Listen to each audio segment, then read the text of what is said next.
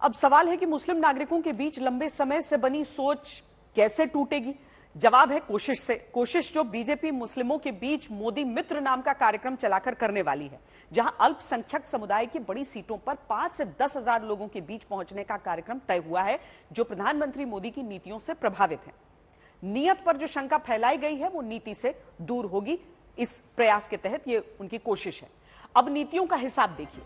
मोदी राज के पहले कार्यकाल में स्कॉलरशिप 2,37,00,000 मुस्लिम छात्र पाते हैं, जबकि यूपीए के दूसरे कार्यकाल के 5 साल में 2,33,00,000 मुस्लिम छात्र स्कॉलरशिप पाए थे।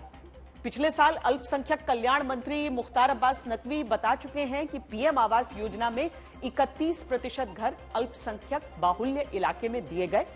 पीएम किसान सम्मान निधि के 33% लाभार्थी अल्पसंख्यक समुदाय के रहे हैं। पीएम उज्ज्वला योजना में सिलेंडर पाने वाले भी 37% अल्पसंख्यक वर्ग के नागरिक हैं। प्रधानमंत्री मुद्रा योजना से रोजगार के लिए कर्ज पाने में भी 37% अल्पसंख्यक कम्युनिटी के लोग रहे हैं। यानी नीतियां खूब हैं, बस नियत पर सवाल उठाने वाली सियासत के खिलाफ दस्तक बीजेपी को देनी है। इसीलिए संवाद बढ़ाने में तेजी भी आई है। तो क्या आने वाले वक्त में मुस्लिम वोटर का झुकाव भी बीजेपी की तरफ दिखा तो यह बीजेपी के इतिहास में नई करवट होगी? अप्रैल के महीने में स्कूलों का नया सेशन शुरू हो चुका है। कुछ दिन पहले आप भी अपने बच्चों का रिपोर्ट कार्ड लाए होंगे। आपने अपने बच्चों की मेहनत पर उनका परिणाम देखकर शाबाशी दी होगी। लेकिन आज जब संसद का बजट सत्र खत्म हुआ है तो सामने आया रिपोर्ट कार्ड शाबाशी देने लायक नहीं है। जहां 25 दिन चली लोकसभा में कुल 5 घंटे भी जनता के हित का प्रश्नकाल नहीं हो पाया। राज्यसभा में प्रश्नकाल 2 घंटे भी नहीं चला। विधायी कार्य यानी बिल पास करने वाला काम जो जनता से जुड़ा होता है, वहां पर राज्यसभा का हिसाब है 0। वित्तीय कार्य में थोड़ा बहुत ठीक रहा क्योंकि बजट सत्र था, बजट पेश हुआ। बाकी हंगामे से शुरू हुई संसद हंगामे पर आज खत्म हो गई।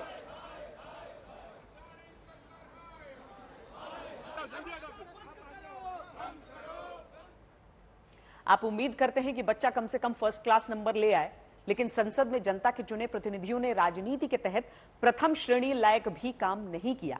नंबर के हिसाब से अब देखिए, बजट सत्र में लोकसभा चलनी चाहिए थी 133 घंटे, लेकिन वो चली केवल 45 घंटे। राज्यसभा बजट सत्र के दोनों हिस्से मिलाकर चलनी चाहिए थी 130 घंटे, चली केवल 31 घंटे।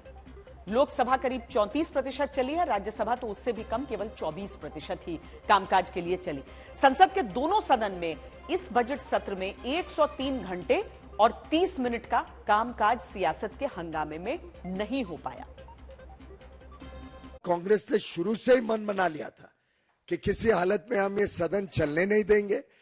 बजट जिसका लगभग देश में हर वर्ग ने स्वीकार किया, स्वागत किया और संतुष्टि दिखाई, उसके विरोध में उन्होंने एक बेबुनियाद, बिना किसी तर्क के एक डिमांड रेज करके हाउस की प्रोसीडिंग्स को चलने नहीं देने का फैसला कर लिया था। यहां सवाल है पार्लियामेंट का, यहां सवाल है घोटाले का, यहां सवाल है जो जिसने देश की संपत्ति को लूटा गलत तरीके से। देश की संपत्ति बचाने के लिए हम सारे लोग कोशिश कर रहे हैं, लेकिन वो इसको मानने के लिए तैयार नहीं, क्योंकि दाल में कुछ काला है।